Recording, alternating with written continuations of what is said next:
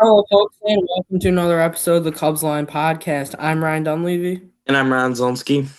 and welcome to another one of our offseason episodes as the Cubs made a huge splash into free agency, signing third baseman Alex Bregman, sparking one of the biggest comebacks in Chicago history to beat them Packers. The Bears run came down, but Bregman, I mean, he's a guy that wants to be here. Like, I believe in his first week, he attended the Bears playoff game. He was at a Blackhawks game, he was at a Bulls game, and he also attended Cubs Con. So that was really cool to see. And if you look at Bregman's social media, he's posting pictures of his kids and Cub stuff, him and Cub stuff from when he was younger. Like, he's a guy that really wants to be here. And personally, I love this signing. I was shocked that Jed got it done, but in Jed we trust. So Ryan, what were your initial thoughts on that deal? I mean, I know you were at the Bears game, just hearing about that. What were your thoughts on it? Yeah, I was at the game. Obviously, it was up until the deal came. It was terrible. I was sitting down on my seat. I was like, man, our season's about to end to the Packers. Then the deal came in. I got like a little bit excited, but I was like, well, the Bears season's about to end to the Packers. Comeback sparked. That was unbelievable. But yeah, I mean, 5 years. I mean, they've got their guy locked down for a good while now. Their third baseman. We'll see what that means for Matt Shaw. We'll talk about that later. But yeah, as you said, like he wants to be here. Like that's always good to see. He was at the Bears, Blackhawks, Bulls games. He loves to be in Chicago. So I love this deal. I know a lot of people are saying that he can't hit in Wrigley. It's gonna be harder for him to hit in Wrigley, obviously, but I think he'll be able to adapt to it fine. So we'll see how that plays out. But really good deal. We thought we were gonna get him last offseason, locked him down this year. Yeah, I'm really pumped for this. Yeah, I mean, if I feel like if we did have Bregman last year, it would have been a completely different year. Like Shaw had some very rough stretches. He didn't have good playoffs. Like if you have Bregman in the playoffs, I feel like it's a different story. And the factor I'm thinking like if he can't hit in Wrigley, go watch his pinch hit home run versus the Cubs last season. Like he smoked that ball. Yeah, Like on the Waveland. yeah. So if Yeah. you don't think he could hit in Wrigley, go watch that video. So let's talk a little bit about this deal brought to you by Fangraphs. So this is a 5-year deal with worth $175 million. This is no trade clause, no opt out. So the full 5 years of Alex Bregman.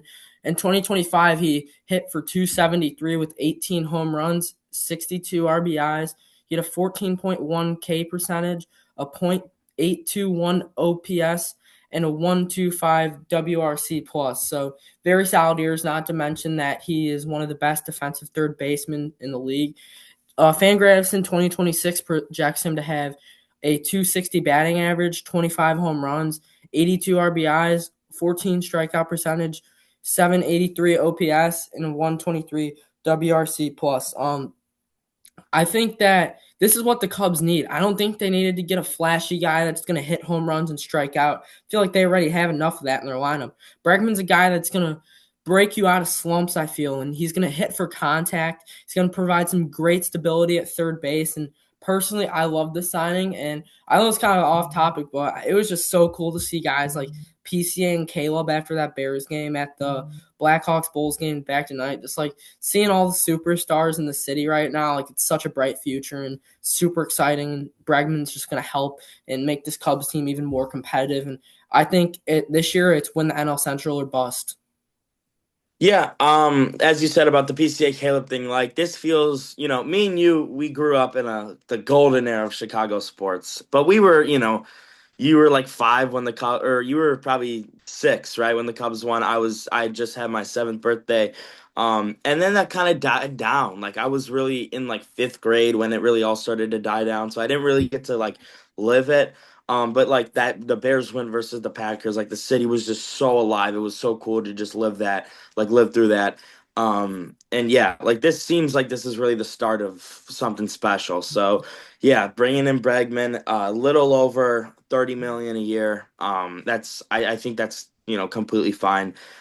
He's gonna earn that money. Like you said, he's a guy who's gonna break you out of slumps. He can hit for contact. He's not just a hit home run or strikeout guy. So yeah, really glad to have him in the lineup this year. And about the NL Central, I agree, but I mean, I feel like the Brewers, they're never can never count them out until they don't win the division. Because last year, I was like, they might not even make the playoffs, and then they ended up, going on that big run and winning the division and ending the Cubs season. So, yeah, I think they can definitely win it this year. But I won't say NL Central or bust because there's a world where the Cubs win 99 games and the Brewers win 100. So, I That's will true. never count Milwaukee out. Yeah, but under that same breath, I mean, Milwaukee just traded their Cy Young Yeah. candidate over to the Mets, so there's going to be some guys that are really going to need to pick up some slack in that rotation. We'll talk about that on a later date, but I think Bregman just like a great piece, and I feel like he really fills in this lineup. He wants to be here. No, he's not the biggest guy, but he's a leader. He's still relatively young. He's not like super old. He's not super young. He's just in his middle ages, which I think is perfect, and I think he's just going to fit in like a glove, honestly, on this Cubs team. I feel like the clubhouse vibes and everything, and just seeing what these Cubs guys are doing, like all the guys at the Bears game, Cade Horton, Bregman, PCA, JMO, Hap, Nico. I think they're really building like a community there, and I don't think you really see that on the South Side. And I think this group is really a very talented group, and super excited to see what they can do. So our next thing is with putting Bregman at third, Dansby's still going to be your shortstop. Bush is still going to be your first baseman. Nico's still going to be at second base. Where does that leave Matt Shaw? I know there was some speculation on trading Nico, but it seems like that got shut down pretty quickly. And I think the Cubs' main priority during the season, honestly, from the front office perspective, is you got to re-sign Nico Horner. Like heart and soul of this team, my opinion, top 100 player in the MLB. Guy's just a stud. He brings contact, energy, heart, hustle to this lineup, and I mean, just a gritty second baseman. I feel like you don't see that enough. I know we're not like old schoolers, but if you're an old schooler watching baseball, like there's nothing you love more than Nico Horner. Like heart hustle, he's not slugging, he's making hard plays. He's not like these guys like King Suck over there in LA, not running over ground balls. And if you want to call Bregman an overpay, why don't you go look at Tucker's deal in LA after doing jack for the Cubs all year? Yeah, like I was talking to one of my buddies who's a Dodgers fan, and I was like, "It's an overpay," and he was like, "Well, it doesn't matter. We can just pay him whatever we want," and that's true. That's true.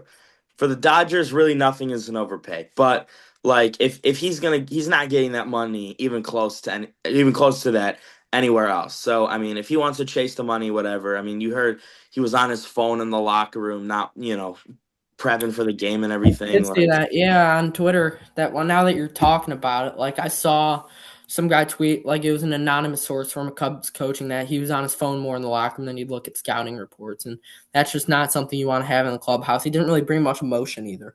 I felt. yeah, no, he really didn't. Like, you've got your energetic guys like your PCAs and even like your Dansby Swansons, but like, yeah, he didn't really seem to love it. Like, he didn't really crack a smile a lot. No, not at all. So I mean, we're talking about that, but what do you think the Cubs do with Matt Shaw? I honestly think that you play it out, see how it works for maybe up until June-ish, and if it's just not working, if Bregman's taking off and you really don't see a spot for Matt Shaw, I think you trade him because he was a top 10 prospect a year or two ago. I mean, you're going to get a lot of value there. I know he's young, but you've got your third baseman now for 5 years. You can't just sit Matt Shaw on the bench for 5 years and be like, all right, it's your time now. He's going to want out of there. He's going to want to get traded if you do that. So if you trade him, you can get a lot for him, like especially if it's at the deadline to a seller. So I think you should keep him till mid to late June, and then if it's just not working out, trade him, and the value is sky high. Yeah, but I feel like if you're going to trade Shaw, you gotta extend Nico. Like, there's no reason Yeah, not to extend Nico because I don't know what Jed's thinking. Like, personally, I would disagree with it, but who knows? Maybe he's saving Shaw. He's gonna convert him into a second baseman like what he played in college and get rid of Nico, which I hope doesn't happen. If I'm the Cubs, I want to extend Nico mid-season and then at the deadline go ship Matt Shaw for some pitching. But I feel like you want to get something, a guy that's going to be here for a couple years, kind of like what you got within Eddie Cabrera. So I think that you need to go get someone with control, not trade Matt Shaw for a 1 year rent pitcher. I think you got to go get someone with control. A, extend Nico. B, trade Matt Shaw for pitching. But until then, I think he's just your platoon guy. I mean, he's getting reps in Arizona playing the outfield. Like, I think he's a guy that can play every position on the diamond except first and catcher. Like, you can don't expect to see him at first catch, but like anywhere else on the field, he's going to be all over, giving guys off days. But I love the attitude Nico has. I saw him at CubsCon. He's like, yeah, with bringing in Bregman, is Matt Shaw going to be nice to give you off days? And he's like, no, I want to play every day, and that's the mentality you love to see.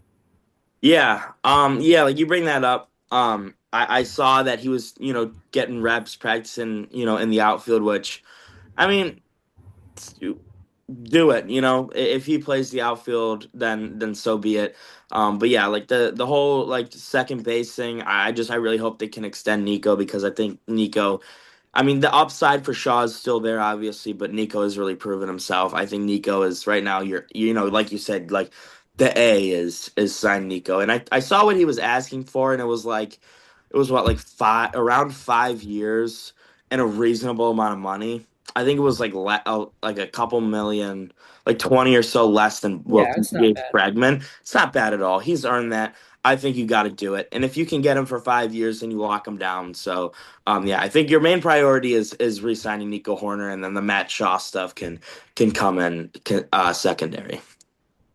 Yeah. So then our next topic is the Cubs signed a couple guys on some minor league deals. So first they signed Justin Dean. He was the guy that let the ball just kind of sit in the wall in Toronto. He only got two at bats last year. He got called up towards the end of the year for the Dodgers to be pinch runner, defensive replacement. Cubs picked him off waivers. And then they also signed to a minor league deal Chas McCormick. It probably sounds familiar. He was the left fielder for the Houston Astros for a couple of years. I believe he won a World Series there. In 2025, in 100 ABs, he had 21 hits, one home run, five RBIs, and a 210 batting average in his career. He has around 1,400 at bats, 198 runs, 343 hits, 56 home runs, 196 RBIs, 37 stolen bases. So not a bad veteran presence. And then recently, yesterday, they signed Dylan Carlson. Probably sounds familiar. This guy was a high pick for the Cardinals. He was their Cardinals first round pick in 2016.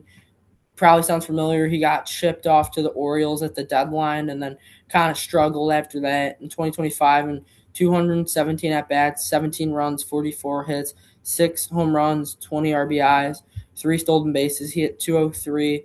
Not a bad bat at all. And then that other guy kind of in the mix for that last outfield spot because got to think Seiya, Happ, and PCA are going to be your everyday, but you got to think who is going to be that fourth outfielder that's going to make the team because you assume Tyler Austin's going to make it as that right-handed first baseman to platoon for Bush sometimes. Miguel Amaya, Carson Kelly, splitting catcher. The other one's going to be on the bench. And then Mo Baller is kind of like an automatic. Him and Matt Shaw. One of them will start. One of them will be on the bench. Most likely, every time the Cubs see a righty, Mo Baller is going to DH. Shaw is going to be used as a platoon. So those are three bench spots. And then that fourth bench spot is going to be for an extra outfielder, I would anticipate. Kevin Alcantara had a really good showing last year. I'm not going to lie. 11 at bats, four hits. He hit 364, two runs, and RBI. Not much slug, but this guy, he makes contact. He's very fast. He can pinch run, steal bags. Very solid defensively. He's been a very good prospect for the Cubs. Before 2025, he was the 90th ranked prospect in baseball. In 2024, he was the 65th ranked prospect. This was the guy that you got in the Anthony Rizzo trade, and he looked very solid at the end of the year. So you got McCormick, you got Dean, you got Carlson, Alcantara. Rye, who do you think is making this team out of camp? If you were to guess right now without seeing anything that happens in spring training. My money's probably on Chas McCormick. He's got, the most experience. His career average is 250. He had an okay year last year, hitting 210 with 100 ABs. So that's probably who I would put my money on. Um, but again, these three guys that they just signed, it's gonna be one of them, and it's just the more like, all right, prove it kind of deal. So I'll just with Justin Dean, I think that he's like the third. because I just think he only had two ABs last year, but he spent a lot of time in AAA, so I think he might do the same with the Cubs. Dylan Carlson, he hit 203 last year, 20 RBIs, so with him, I mean, he's the two because I feel like if he has a pretty good spring training, and McCormick slumps a little bit, I could see him making it. But yeah, McCormick's my number one right now. For Justin Dean, I think he'll be more go down to Iowa, and then when the Cubs are in the playoffs, like he did with the Dodgers last year, he'll come up be a defensive replacement because that's more what he was with the Dodgers. And then yeah, Carlson and McCormick are my one and two. So I think either one of those guys could make it, but I think McCormick is right now like my number one who I think is gonna make it. Yeah, I could definitely see that. My guess, I think Justin Deal, definitely not. Think he'll be more of a AAA guy all year. Maybe call him up at some point, like maybe towards the end of the stretch when you need a guy that can steal bags and play defense. Um, McCormick, I just feel like he's older. Debuted in 2021 in like his mid 30s right now. Yeah, he's He was 31. always he was always serviceable for Houston. He had a breakout year in 2023 and then just kind of fell off. Had two pretty bad years. I think he's definitely a good case, but I think personally it's going to be Dylan Carlson because I think on your bench you have Mo Baller versus righties typically. Um, Dylan Carlson, left-handed bat. He's very solid defensively. He had a lot of potential. He was a first-round pick. He was always like pretty solid when I saw him playing on the Cardinals. He was a big piece that they were always trying to trade. He was Oh, he's he's a only he's a switch hitter. switch hitter, yeah, so he can Awesome. hit from both sides. And think he's only 26 years old. Like I think that Dylan Carlson will make this team personally like he's not a bad player at all. He's a veteran too. He's had experience in the NL Central scene pitching. I think Alcantara is probably your best option personally, I but I agree. think that he's going to get consistent at bats um in AAA, which I'm personally fine with. He'll probably be the three hitter in Iowa to start off the year, kill the ball, get good defensive reps, and then come up when he's ready, when he overtakes a guy like Carlson. But I feel like Carlson, he can also help mentor PCA. Only 27, he's young, fresh arm, fresh legs. I think Dylan Carlson will make it as long as he has a good spring training. Yeah, it's their stats are very much the same at the plate. So I do think it really comes down to they both have the potential to make the team. It's really like whoever proves it more in spring training. So it really is a coin flip for me. So I think Chaz is my number one right now, but that could change at any moment. So yeah, I see where you're coming from. Yeah, I just think Carlson has potential and he deserves another shot. Like I saw St. Louis Cardinals coverage tweeted after this. Dylan Carlson was actually the holdup on the Cardinals getting Juan Soto. Like they would not do the deal because they wanted to keep on to Carlson and now he's a bust. Like I think that he deserves another chance. I mean, you give him 2 to 3 weeks. If he's not it, then you call up Kevin Alcantara or McCormick. But who knows if one of these guys gets picked up by another team or something. But my money's on Carlson. And then I kind of have another hot take. I feel like after Shaw struggled, a guy that they just picked up again, Ben Cowles, I could see him making this team. Like he's very solid. He had a great spring training last year. I remember he hit a bomb off the White Sox in spring training. Like he's just clutch. He's a very good power bat. He can play the infield. He can play the outfield. I could see him honestly making the team over Matt Shaw. Shaw starting off in AAA, getting constant reps, and Ben Cowles coming up. I don't know about you. Yeah, so with him, I know we were pretty upset to see him leave when he was traded away. I can't remember which trade it was that they sent him away in. Um, but yeah, I think he definitely has a case to make the big league club. So he's serviceable, and we even talked about him potentially being on the team last year. So yeah, I definitely think he has a case. So I like that take. Yeah. And then my next thing I kind of want to talk about, based off of Twitter and Instagram, I see Justin Steele has been throwing constant bullpens, which is really cool to see. Do you think he'll be ready for the season? I do, yeah. So I think. I always had it in my mind that he was going to be ready. Like, I don't think he'll be the opening day starter, but he's definitely going to be on the opening day roster. I could see him starting at the back half just so they can kind of ease him into, back in. But yeah, I think he's going to be ready. He looked really good. Like, you sent me that video earlier, and he looks really good. Yeah, according to Cubs reporter Megan Montemurro, she said that Justin Steele's ahead of his rehab process, which is great news. Personally, I don't think he's going to start the year. I think it doesn't hurt to get 3 to 4 starts in Iowa just to make sure you're okay. You don't want to have a mistake at the big league level. Get your velocity back up, get your confidence up, start the year in Iowa, and then come up 3 to 4 weeks within the season. I think is perfect. If he's ready to start the season, then hell yeah, start the season. But if not, I mean, you have 5 guys that are qualified MLB starting pitchers. So I think it doesn't hurt at all to start him in AAA. But if he's ready to start the season, then go for it. Yeah, so if he starts in Iowa, who would you put Ray at the 5?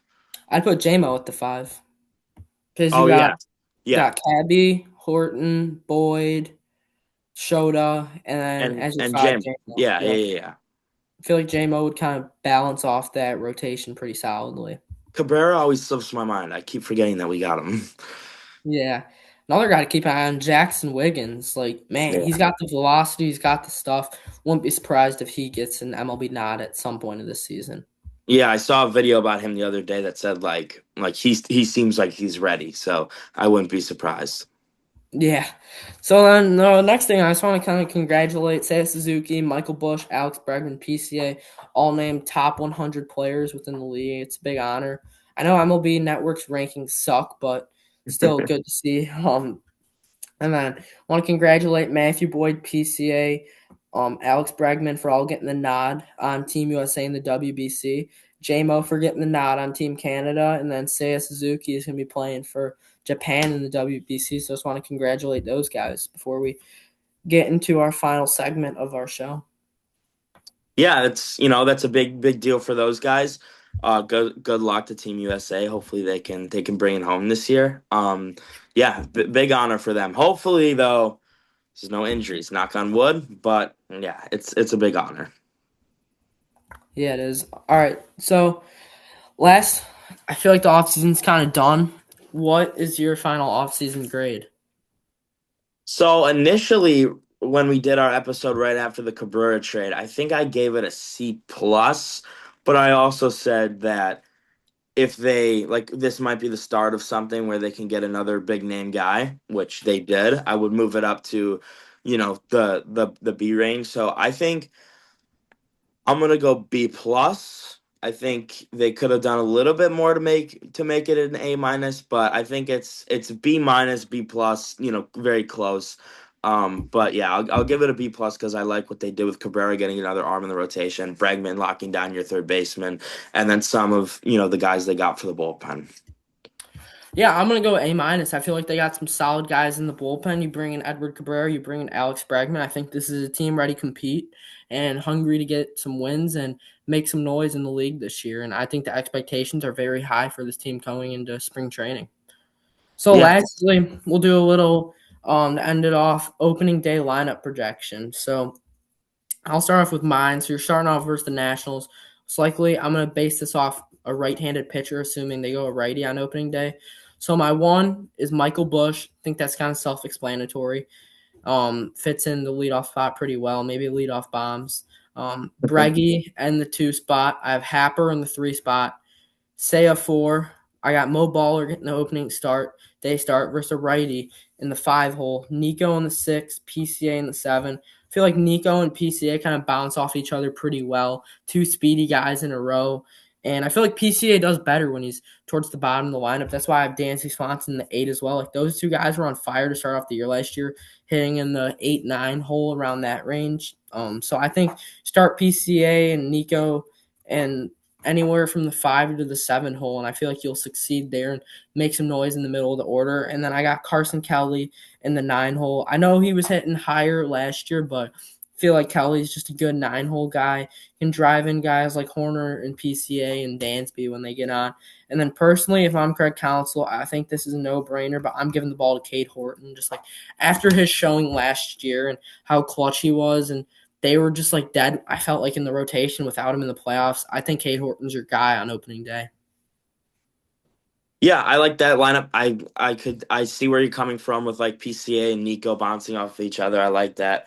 So for me, they experimented with this a little bit like toward the back half of the year, and I think they're gonna begin with it again. So leading off Bush at first, hitting two, Nico at second, hitting three, Bregman at third. In the cleanup, Saya at in right, hitting five, Ian in left, hitting six, Mo Baller DHing, Dansby hitting seventh at short, PCA hitting eighth in center, and then Carson Kelly hitting ninth at catcher. And then I agree with you for the pitcher. I feel like this is another like a no brainer. You got to go to Cade Horton because, like you said, they really missed him in the playoffs, and this is kind of this can jumpstart a really special season for Cade Horton if he gets the ball on opening day. So yeah, I think they're gonna go to Cade Horton to begin the year.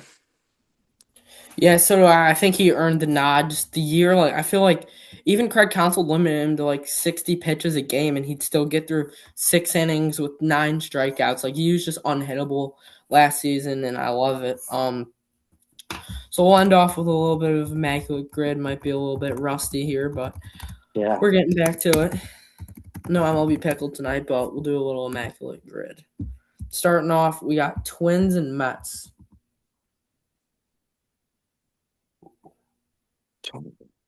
Twins Mets, Tigers Mets, Twins Yankees. Tigers, Mets, Javier Baez. Oh yeah, Javi there. I feel like there's like an Tigers, obvious. Yankees, Gleyber Torres. I feel like there's a Twins Yankees obvious one. Twins, Yankees. Nelly Cruz. Oh, Bader. You could go Bader for. I know he played Mets for sure. I don't think he ever played Yankees. Or that's what I mean. Mets Twins. Sorry, Mets Twins. Bader, yup. Um, Yankees, Twins. Ooh. Oh, Johan Duran.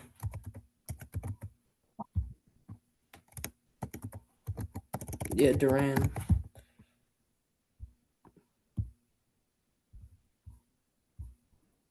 Yes. Yankees. Or no, he wasn't Yankees. He was Phillies. Yeah. I think I messed that one up. I'm trying to think of. Duran. Did Nelly Cruz? Or not Duran. Nelson? I Yeah. don't think so. No, I don't think he played for the Yankees. No. Let's skip Joe that Mauer. from. Did Joe Mauer ever play for the Yankees? I feel like he. No. Just trying to think of people here. Let's Let's, do let's get the easy ones while we can. We'll think of Yankees Twins players later. Because do that's the third basemans now. We'll do the third baseman. So Twins third baseman. Pick and choose. Try and get a poll here. yeah. I'm trying to think. Tigers third base goes Zach McKinstry. I feel like that'd be a good poll. I'll go Yeah. with Willie Born Cash. outside of the U.S. I'm gonna go Acuna's brother who got traded, Luis Angel Acuna, 3%. Which, Yankees. by the way, speaking of, good trade for the White Sox. Yeah, I agree with that. They've had a Yankees. pretty solid offseason. Uh, Yankees born outside of the U.S. 50 states. Louis Skill. Odor. Third base born outside Christopher Morel.